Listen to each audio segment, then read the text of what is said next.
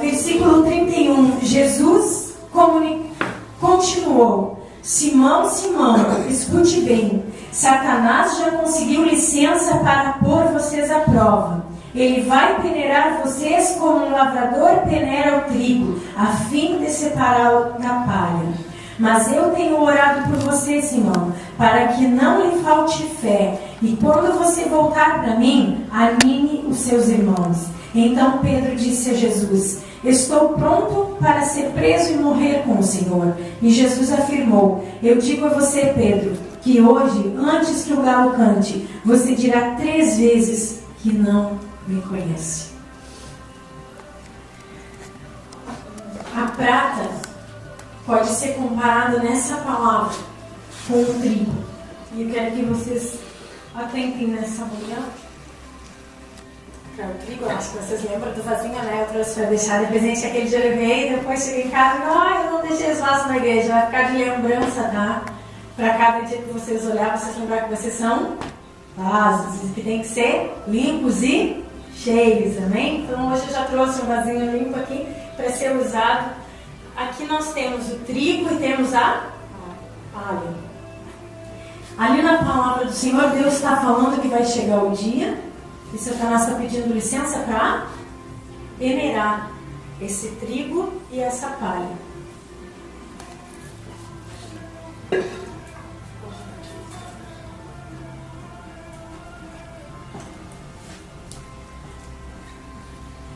Simão, Simão, escute bem. Satanás já conseguiu licença para pôr vocês à prova.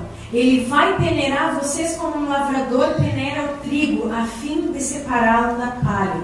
Eu tenho orado por você, para que não lhe falte fé. Esses momentos difíceis que eu falei para vocês que nos forjam na prata, são esses momentos aqui que Jesus está falando para Pedro. Momentos em que nós estamos andando com Cristo e está tudo bem, e está uma maravilha, e nós estamos fazendo a obra, e nós estamos, vai andar, vai fluir. E aí Satanás olha e diz assim: mas ele está se dando bem, está até pensando que a gente, está até se achando ali, e me expulsa, e faz, e acontece. Senhor, deixa eu ir lá e tocar nele. A mesma coisa que Satanás fez com Jó, ele fez a respeito de Pedro, e ele faz a respeito das nossas vidas. Ele não tem poder para nos tocar, mas ele pede para nos provar. Porque Deus não prova, Deus não tenta ninguém. Deus nos prova, Ele permite que Satanás nos prove.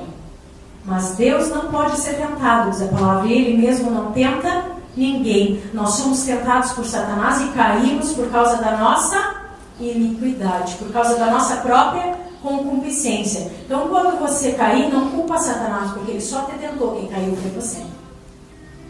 Deus jamais vai permitir que Satanás toque nas nossas vidas ou faça alguma coisa assim, antes nos preparar.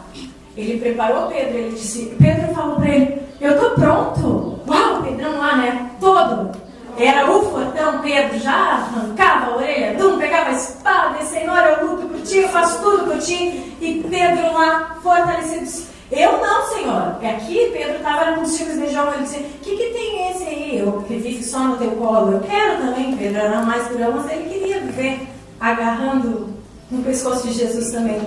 E ele queria, ele disse: não, mas eu estou disposto, eu vou morrer por ti.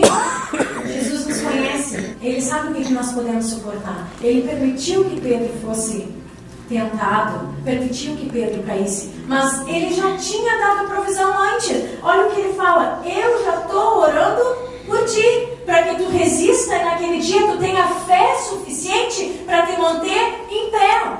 Fé suficiente para passar por esse dia. Vai chegar o dia que o inimigo vai querendo se andar? Vai. Nós não vivemos só do ouro, nós temos também a prata. Vai chegar o dia que o inimigo vai pedir para nos cirandar e peneirar esse trigo e essa palha e separar o que é trigo e o que é palha. Vai chegar o dia na minha, na tua vida, e nós já passamos, e cada dia passamos. Aí nós passamos por uma luta e vem outra maior. A próxima vai ser menor. Não é verdade. Quando nós fazemos uma prova na escola, a primeira prova ela é E assim é a nossa vida com Deus. A nossa primeira prova, ela é facilzinha, a segunda vai vir mais rojão. Te prepara para esse dia, te prepara para o dia mau, te prepara para o dia da prata. Te prepara para naquele dia tu ter fé suficiente para te manter de pé. Fé suficiente para ser como o trigo. Sabe o que acontece com o trigo? Vem o temporal, vem a ventania, o trigo balança de um lado para o outro, mas o trigo não é arrancado, o trigo não cai, o trigo permanece firme, porque ele tem um levar de Deus. Se tu estiver com a tua vida nas mãos do Senhor, assim como Pedro estava com a vida dele no colo de Jesus, nas mãos de Jesus, Jesus disse, ele vai te tentar. E tu hoje mesmo vai me negar 3 vezes antes que o galo cante. Tu nem sabe disso. Tu nem sabe lá na frente o que está para acontecer. Tu nem sabe o que vai acontecer. Eu sei, mas eu já preparei a vitória para ti. Eu já preparei o Aleluia. Eu já preparei a provisão. Eu já preparei tudo o que tu precisa. Eu já coloquei fé o suficiente. Eu já te dei da minha presença o suficiente. Eu já te mantive nos meus braços o suficiente. Mas vai chegar um dia que tu vai ser cirandado e tu vai precisar te manter de pé. Amém, aleluia. Nessa hora, o que faz a diferença é quem nós somos. Se nós somos a palha ou se nós somos o trigo. A palavra do Senhor diz que no meio do trigo há sempre o... Eu quero explicar nessa manhã que joio, ele só nasce no meio do trigo. Não existe semente de joio. Não tem como plantar joio. Joio é uma anomalia do trigo. É uma doença que dá no trigo. O trigo está com problema. Não é ele, não está certo, então nasce o joio. E esse joio, ele tem a semente venenosa. A semente não dá fruto como o trigo. Mas eles perto um do outro na lavoura, isso aqui é só uma representação, não é o joio, como quem conhece sabe que não é, o joio nasce junto com o trigo, é muito parecido, é quase que igual. A única diferença é que o joio é palha, como isso aqui. Você está vendo algum fruto aqui? É palha. Aqui tem a palha. Mas dentro da palha tem fruto. Nesse dia em que nós somos peneirados, e a peneira de Satanás, misericórdia das nossas vidas, porque nós só o sangue dele, porque quando nós somos peneirados, a única coisa que vai ficar é quem é trigo. O joio, quando entra na peneira, é o primeiro a saltar fora. Porque vem uma ventania forte, a palha ela é muito leve. E ela vai embora. Ela não aguenta. Joio não aguenta no dia da tribulação. Joio não aguenta a tempestade. Joio não aguenta a ventania. Palha, ela vai ao vento. Ela voa na primeira ventania. O trigo, ele se mantém. E o que é que mantém o trigo? O que mantém de você um trigo e não uma anomalia dele? O que faz você permanecer trigo para sempre, até a hora da colheita, eu fico pensando, eu acho que às vezes nós julgamos, às vezes, né, dizendo, mas esse é um joio, né? Irmãos, qualquer um de nós pode se tornar um joio. Tu nasceu trigo, não existe semente de joio. Deus só planta trigo, nós somos trigo, aquele que dá fruto, mas tu pode te tornar uma anomalia desse trigo. Tu pode começar a morrer e não dar mais fruto e ficar seco, ficar só palha. Tu pode começar a não ter mais o que te segure. O que segura o fruto, o que segura o trigo é o fruto. O fruto é o que pesa nas nossas vidas. Se nós temos fruto, o fruto nos faz ficar firmes. Os frutos nos fazem ir além. Os frutos é o que permanece. A palavra fala que vá e dê frutos e frutos que permaneçam. O que nos faz permanecer firmes no Senhor depois da adversidade é o fruto que nós temos. E então eu quero explicar para você o que é fruto. Porque muitas vezes nós pensamos que o fruto é o irmão que nós ganhamos. A ovelha que nós geramos que Deus nos dá graça para ganhar, glória a Deus pela vida dela, mas ele não é o fruto que nós produzimos para Deus. Então nós pensamos que nós, tendo ganhado bastante gente para Deus, então os evangelistas estavam lá em cima, né? Estavam no número 1 com Deus. Que isso é o que nos faz trigos com frutos que permaneçam. Os nossos frutos não são as pessoas que nós ganhamos. Os nossos frutos, esses são frutos do trabalho. Pessoas que nós ganhamos são frutos da obra, frutos de Deus. É Ele que acrescenta. As pessoas que nós ganhamos são frutos da obra de Deus. Frutos nossos, da nossa vida, para nos manter, é o fruto do Espírito Santo. Esse é o fruto que nós temos que desenvolver na nossa vida. Este fruto com vários gominhos, que tem muitos, é um fruto com vários gomos, com várias partes. Esse fruto é o que vai nos manter de pé.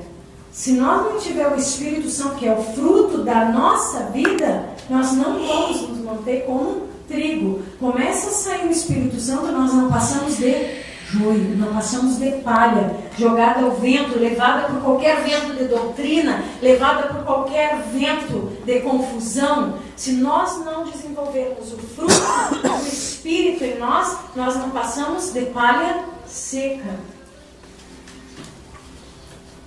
Por que nós atribuímos essas coisas de joio, às vezes, ao procedimento mau? Porque isso é o fruto. O fruto do Espírito nada mais é do que o nosso proceder em Cristo. Nada mais é do que a nossa transformação. A nossa vida mudada, a nossa vida transformada. Antes eu tinha gênio. Agora o meu gênio se converteu, por favor, né? Agora eu não tenho mais gênio, né, gênio? A gênio até bom dia me deu hoje de manhã. Imagina. Ela não gosta disso. Antes ela era geniosa, agora ela não tem mais gênio. Vocês entendem? O fruto do Espírito é o que nos transforma. É o Espírito Santo que faz de nós diferentes. É o Espírito Santo que faz produzir frutos na nossa vida. Agora vamos passar para... ainda falando em fruto, o fruto, como a gente tinha falado para vocês, é o nosso testemunho. Fruto não é as almas que nós ganhamos, não é o trabalho que nós fazemos para Deus.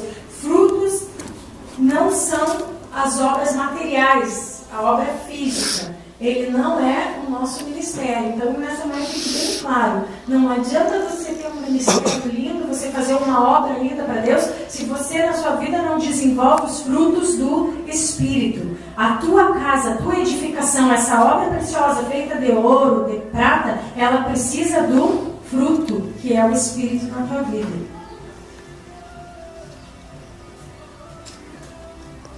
Agora vamos falar de pedras preciosas. Uns construtores constroem com ouro, com prata e com pedras preciosas. Então nós, como construtores eficientes, como diz aqui na palavra, competentes, cuidadosos, nós temos que usar 3 objetos na nossa obra. O ouro nós já aprendemos da onde nós retiramos. A prata nós já aprendemos. Agora nós vamos aprender pedras preciosas. Aonde que nós podemos achar essas pedras preciosas? O que vocês acham? Aonde que pode estar a pedra preciosa? O ouro está na presença, a prata está na tribulação. E a pedra preciosa? Ninguém arrisca? As pedras preciosas só na palavra. Pedra preciosa, diamante. Que coisa mais boa ouvir uma palavra rema. Que coisa mais maravilhosa quando nós lemos aquela palavra e ela se abre para nós e vem o nosso entendimento e a gente... É como estar vendo um diamante. A gente fica feliz da vida. Essa é a pedra preciosa. Não é a palavra logos, a palavra pregada e só não, mas é aquela palavra rema para a tua vida. A palavra é a mesma, é falada a mesma palavra para todos, mas para cada um Deus fala de uma forma. Tem um momento que aquela palavra rema, ela é para a tua vida. E só ela é que vai te produzir aquele fruto para aquele momento. Só aquela palavra que vai te levar além. Aquela palavra vai produzir valor na tua vida. Essa é a pedra preciosa, a palavra rema. Todos nós aqui, eu tenho certeza que já desfrutamos desse momento, de ter uma palavra rema. Teve uma vez, eu saí de um culto à tarde, eu era bem novinha na fé, recém tinha começado, e eu não conhecia muito bem a Bíblia, assim, a palavra, eu não sabia bem onde estavam as palavras escritas. E eu saí na porta da igreja, terminou o culto da tarde, eu saí na porta e ouvi Deus falando uma palavra. Eu nem sabia que Deus estava falando, mas eu ouvi aquilo assim, né? E Deus falou uma palavra parecida com lá em Josué, que falava que era para louvar. Te mantém quieto, louva, e que eu vou te dar o livramento. E eu pensei, deve ser aquela palavra de Josué que ele falou, né? Para ficarem quietos e louvarem, me dar aquelas 7 voltas. Cheguei em casa, correndo, fui procurar, não era de Josué, liguei para a pastora. Pastora, eu ouvi essa palavra na minha cabeça e eu não sei aonde que está escrito. Aonde que diz essa palavra que fala, te mantém aquieta-te, te mantém quieto e vede o livramento que o Senhor vai te dar. Eu não sabia dela, ela pensou lá e me disse, né, em 2 Crônicas, foi lá quando Deus falou com Josafá. Então, para aquele momento, aquela palavra na minha vida foi a palavra rema. Deus estava me dando uma direção. Agora é hora de tu te aquietar. Fica quieta, não faz nada.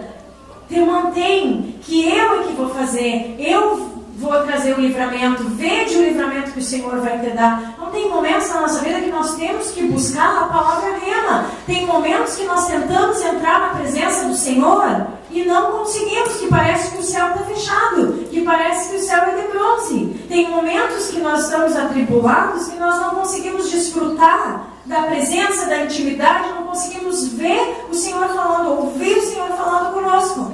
Então é nesse momento em que nada faz sentido, em que tu não está conseguindo nem chegar na presença do Senhor, em que tu não está conseguindo nem desfrutar desse ouro da presença dele, em que a tribulação não faz que tu não está conseguindo ver o livramento que ele está te dando lá na frente, é que tu tem que buscar as pedras preciosas. Buscar as pedras que Deus tem na palavra dele para a tua vida, a tua palavra rema. Eu tenho as minhas, e tu, quais são as tuas palavras remas? Nós vivemos da palavra, sim, mas cada um tem que viver a sua história com Cristo. Cada um tem uma palavra específica com Cristo. Cada um tem uma realidade, e é essa tua realidade que tu tem que buscar no dia a dia. É as tuas verdades, as verdades contidas aqui nessa palavra para a tua vida. Aquelas verdades que é para todos aqui, Deus fala de uma forma, mas as verdades que estão aqui, que são só para a tua vida, são as tuas verdades com Deus, são as tuas pedras preciosas com Deus, coisas que Ele te acaricia, que Ele te dá como pedra preciosa. Ele não gosta de ganhar um anel de diamante. Pense nessa palavra rema como um anel, como algo valioso, como uma pedra preciosa. É isso que Deus nos dá. Ele nos presenteia com essas pedras preciosas, com essas pedras que está aqui na palavra dele. A palavra rema, palavra para mim, palavra para ti, a palavra que vai te levar além, que vai te levar mais longe, que vai te fazer crescer. Amém? Amém. Eu ainda quero colocar para vocês, gente, se eu puder levantar mais volume, eu quero que vocês fiquem de pé, nós estamos terminando nessa manhã.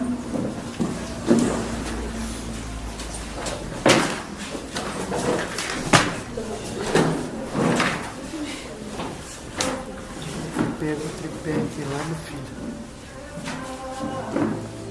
Eu ainda quero colocar para vocês a diferença de poder e de presença.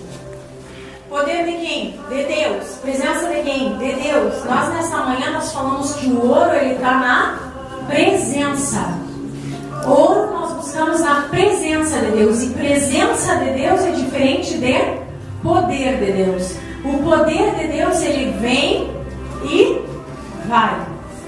O poder de Deus se manifestava no Velho Testamento sobre a vida de Sansão, sobre a vida de todos aqueles homens lá do Velho Testamento, sobre a vida de Davi. O Espírito Santo, o poder de Deus, ele vinha e operava naquele momento, naquela situação específica, e depois ele se retirava. Isso é poder. O poder de Deus, ele vem e nos sara, nos cura, nos transforma, nos liberta. O poder queima as amarras, queima as cadeias, rebenta com os grilhões. O poder, nós precisamos do poder. O poder nos impactua. O poder nos leva a ficar ficar firmes, fortalecido. Nós precisamos do poder de Deus. Nós vivemos na presença. A presença é o que tu desfruta com Deus. Mas quando tu vai para o poder, vem uma presença maior. O poder é a presença maior de Deus. E no meio desse poder, o fogo de Deus opera. No meio desse poder, há operação divina. Então nós precisamos buscar, para sermos libertos, para sermos transformados, buscar o poder de Deus também. Mas o poder é diferente da presença. O poder, ele vai operar aqui no nosso meio. O poder, nós vemos aqui no domingo e nós buscamos o poder de Deus. E o poder de Deus está aqui e opera. E nos livra. Aí nós saímos daqui bem relaxado. Ai, me senti tão bem. Mas chega na segunda-feira, continua tudo igual. Porque você deixou de buscar a presença. E aí você vem só aqui no domingo buscar o poder, porque o poder, ele opera no todo. Quando todas as chaminhas, as brasinhas entram junto, então junto o foguinho de cada um, a brasinha de cada um, nós fizemos um fogaréu. E com esse fogo de cada um, com a presença de cada um, é que nós fazemos o poder. Nós cristãos, filhos de Deus, temos que ser como Jesus. Jesus não vivia do poder de Deus só naqueles momentos que ele curava, que ele batizava, que ele fazia milagre. Jesus desfrutava de uma intimidade com Deus. Jesus desfrutava da presença, não só do poder. O poder é necessário para nos fazer nós sermos melhores? Sim, precisamos do poder de Deus, mas nós precisamos muito mais da presença. Se nós não tivermos a presença, nós vamos vir aqui, o poder não vai operar. Cada um de nós é responsável por trazer um pouco da presença de Deus para esse lugar, amém? O poder vai embora, mas a presença de Deus, ela tem que te acompanhar. Ela tem que te acompanhar para além das portas. A presença de Deus é o que vai impactar o teu irmão lá fora, no teu trabalho. É o que vai fazer o teu dia a dia fazer sentido também, ficar bom. Não adianta tu vir aqui no domingo e te sentir bem só no domingo e no resto da semana tu passar uma semana atribulada, porque tu não desfruta da presença. Busque o poder de Deus todos juntos, quando estão juntos, mas desfrutem da presença lá fora também. Amém?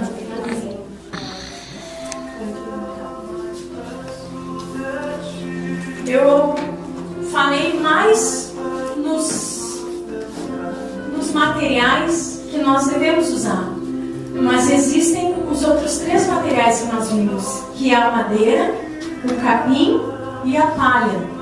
E eu quero deixar para vocês o que é isso. Os paus é o pouco investimento. No capim é fazer a obra de qualquer jeito.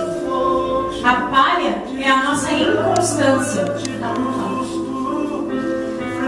Quando nós fazemos a nossa obra, essa obra alicerçada nesse alicerce que é Cristo, com paus, nós fizemos com pouco investimento. Nós não damos o nosso tempo. É o mínimo. Nós temos 7 dias, mas o mínimo é para o Senhor. É pouco investimento. Isso não é gastar tempo na presença do Senhor. Isso não é buscar ouro. Fazer uma obra com paus é não investir tempo em Deus. É não investir tempo em buscar Deus. Fazer uma obra usando capim é fazer de qualquer jeito. É aparência. É só para ver que está pronto. É só para ver que está ali o teto. Fazer uma obra com capim, tu não está fazendo para Deus, está fazendo para o teu irmão mulher dizer, ela está fazendo alguma coisa. Deus não vai reconhecer essa obra. Essa obra vai ser passada pelo fogo.